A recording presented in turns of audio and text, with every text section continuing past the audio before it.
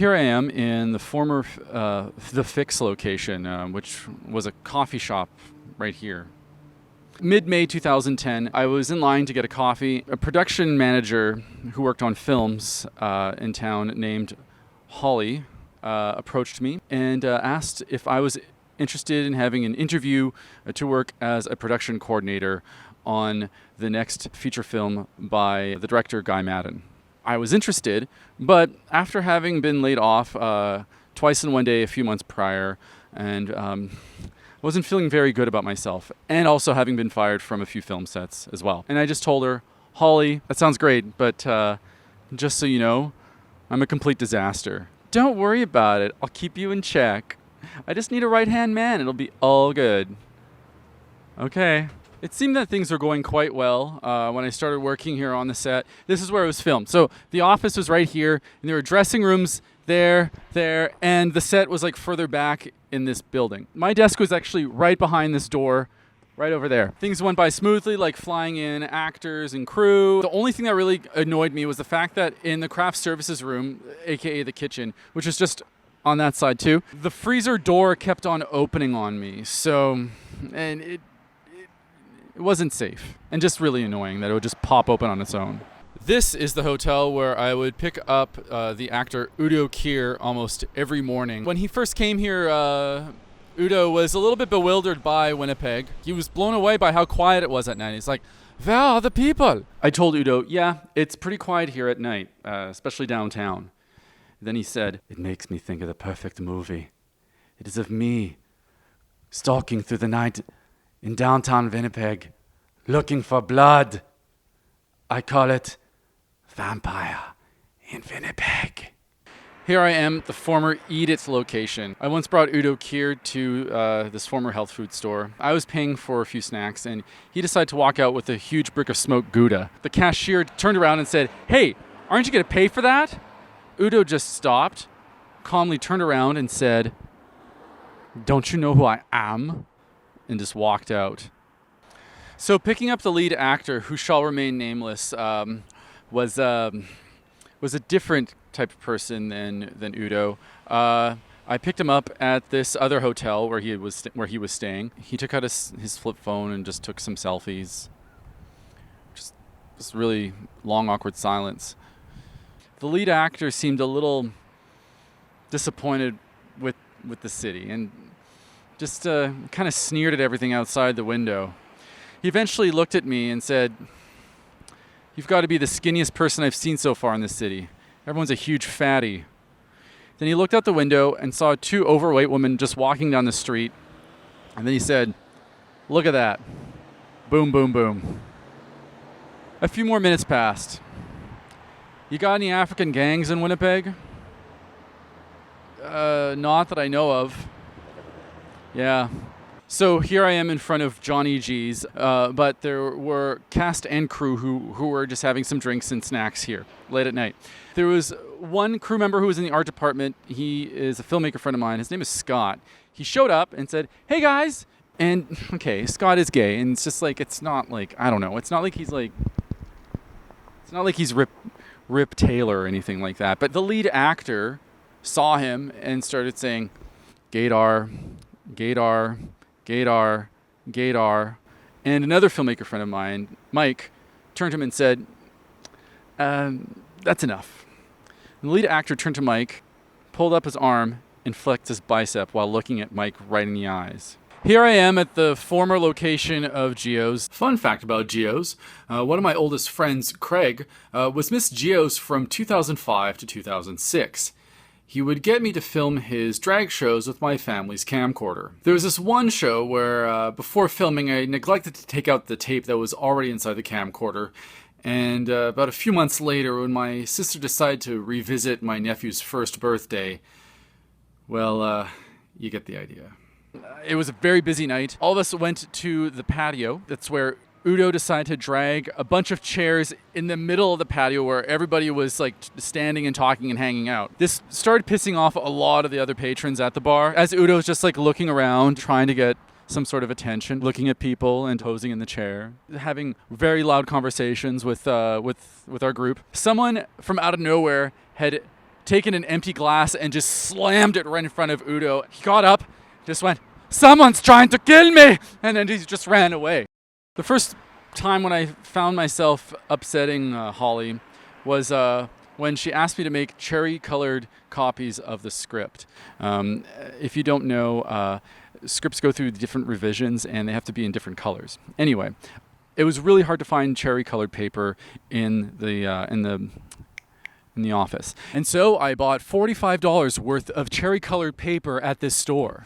I came back and used about 500 pages of this brand new paper that I bought. I told her I couldn't find the paper, so I had to go buy some. And she just rolled her eyes, found it within 5 seconds, and just asked me, "How much did this cost?" $40?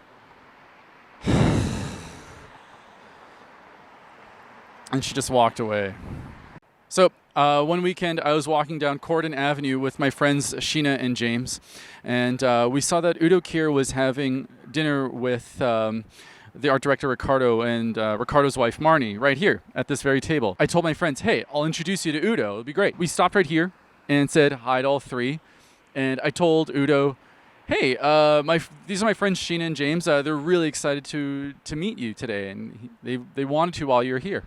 It's like, "Oh. Well, hello, Sheena. Hello, James. Hello, Devil." "Yes, very funny, Udo. Very funny." He's like, "What? Damien's a nice name. It's better than Renee. When I was in the story of my character's name was Renee. Renee, Renee, Renee. Ugh, so French." One morning, I was tasked with picking up 75 breakfast burgers from this chain restaurant. Upon my arrival with all 75 breakfast burgers that I picked up at the fast food restaurant, I noticed that there were another 75 breakfast burgers sitting on the craft services table. I missed Holly's text, which said that she was going to pick them up herself. And we had an extra amount of burgers just laying around for no one to eat. She wasn't happy. Anyway, I'm just sitting there typing away, catching up with emails. Then Udo appears. "Guess what?" "What, Udo?" "After this, I'm going to be in the next Lars von Trier. It's also going to be starring Charlotte Gainsbourg, Charlotte Rampling, Kirsten Dunst, and Kiefer Sutherland. I go to Sweden immediately after I'm shooting here." "Wow, I'd love to go to Sweden." "Of course you do. Everyone does. It's Sweden." One afternoon after work, I went to this gym to use the rowing machine. Even though I was let go from the college previously that year for being too much of an artist type, I still had 2 years of free access to that gym. Like, the card still worked without them even knowing. So here I was, just roaming away, and about 10 feet to my left, where my car was parked, my work laptop and cell phone were both stolen. All of my mistakes started piling up. I think that a lot of things were building up, and I really had to start proving myself. I realized that one night, and then this is an account of the following day. I got here, and Holly approached me saying that I had to fill out these customs forms for these lenses that had to be returned to Kentucky. I told her I've never really filled out these forms before, so I don't know what to do. And she said, "It's okay, we'll figure it out." But at the same time, she told me that she was very busy with meetings regarding the next film that she was going to be producing. And I said, "All right, well, we'll see what we can do." And she said, "But wait, you don't have to start working on it just yet. I need you to pick up the lead actor." When he got into my car, he was already screaming at someone. What? "What? She's in my yard? Tell her to get the fuck out of there." And he just slammed his flip phone shut and put it back in his pants. A few seconds later, it rang again. "Jesus Christ! What? What now? Oh, really? You tell her to get away from my dogs. They're my property. Tell her that if she doesn't leave in 10 seconds, I'm going to get back there. I'm going to break both of her fucking arms." And then we came back. I'm starting to work on the forms. And then she appears with a small bag of laundry. And I'm like, "What's this?" "Oh, it's the lead actor's laundry. He needs you to get it washed and have it returned by 2:30. And I said, "Okay, sure, fine." There's this very strange young man who appears from out of nowhere. And Holly said, "Oh, yes, Damien, by the way, this is Mark. He's the replacement production assistant." "Oh, fantastic. Okay, great. Have you gone into work on those customs forms yet?" I said, "No, not really. I'm not entirely sure about them yet, but I'm sure I'll figure it out." And then Mark started to sing about my situation. Damien's got laundry to go get washed, and then he's gotta fill up some customs forms, but he doesn't know how to do it properly yet. And so then I just came back from dropping off the laundry. I noticed that there wasn't much food in the craft services room. Holly had not yet left, and she said, by the way, you can just let those customs forms cool it just a little bit. Just get some snacks, and then everything will be okay, and then you can start working on them again. And then from out of nowhere, Udo appears with no shirt on. I need a Coca-Cola. So I went to buy snacks at Superstore. When I was returning, it was already lunchtime, and everyone had eaten all the food. I was running out of time to get all the customs forms completed and to pick up the laundry. I'm running back and forth, like getting groceries from the car that was parked right here in this spot and then back into the office, back and forth. And then Udo catches me and goes, "Damien, calm down. You're too young." And I said, "Here's your Coke." He's like, "Thank you." An hour passes. I'm still trying to figure out how to use these customs forms. Somehow all of this recycling had piled up by the desk. It was all this cardboard. And I'm working right next to Mark, and we're just both trying to figure out how to use these UPS forms. Udo just appears from out of nowhere, dressed like Amadeus with a powdered wig and a fake mole. "Damien, clean this up. Where are we? Istanbul?" So after dumping all of the cardboard, Cody appears from out of nowhere. "Damien, can you get some, maybe 3 2-4s of Corona, and be sure to get limes, because if you didn't get limes, that means you fucked up." It's like, okay, I've got it. So I went to go buy limes at Superstore. And then I got beer at the Liquor Mart. So after picking up the beers and the limes, I was frantically trying to put all the beers into the fridge because I knew that I was running out of time to get those customs forms completed. Anyway, I'm getting them all in, and then as I was doing that, the freezer door opened on its own, and as I was getting up, I smacked the back of my head against the metal handle of the freezer door. So in absolute pain, I just scream out, "Fuck!" And then I just kick my bag and violently. And that's all I can really say about that at this point in time in the story. Another hour and a half passes. I'm still trying to figure out these customs forms. So I decide to call the company that is handling the shipping. I'm put on hold for another 17 minutes. And as I'm waiting, Udo appeared out of nowhere with an email that he'd received about the benefits of cucumbers. Looking for a fast and easy way to remove cellulite before going out or to the pool? Try rubbing a slice or two of cucumbers along your problem area for a few minutes. The phytochemical in the cucumber causes the collagen in your skin to tighten, firming up the outer layer and reducing the visibility of cellulite. Works great on wrinkles too. "Hello, UPS." "Hi, yes, blah, blah, blah. My name is Damien Ferland." She's like, "Okay, let me get that right. Is that," and she just knows the phonetic alphabet by heart, but she got my second initial wrong. And I had to come up with the phonetic alphabet properly too. So I'm just coming up with dinosaur, apple, matron, igneous, eternal, nectar, freon, extra, ricotta, llama, asterisk, Neptune, diamond. I really don't know the phonetic alphabet. As I'm about to learn how to use these customs forms, Holly appears and asks me, "Did you forget the lead actor's laundry?" And then I just turned to my left, and he appeared out of nowhere wearing nothing but these really wrinkly boxer shorts, and just kind of looked at me, and then just kept walking away to the costume department. Cody, the producer, appeared from out of nowhere and approached me. "How did you let this happen?" I said, "I don't know. I guess I was being overworked. I had so much to do and I couldn't keep up with everything, and I just forgot about this. You really fucked up this time. And we don't know what to do right now." "What does that mean?" And then he said, "We really don't know what to do this time. We can't have you here."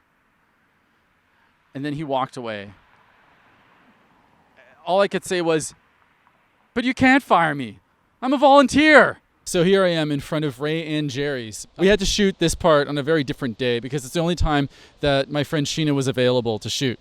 After being told that I had to leave and realizing that as a volunteer, nobody wants me, not even for free, I was still encouraged to go to the cast and crew party at the Steakhouse Ray and Jerry's. I was a little bit hesitant at first, but then I just decided to go. And the first thing that I was going to do was apologize to the lead actor.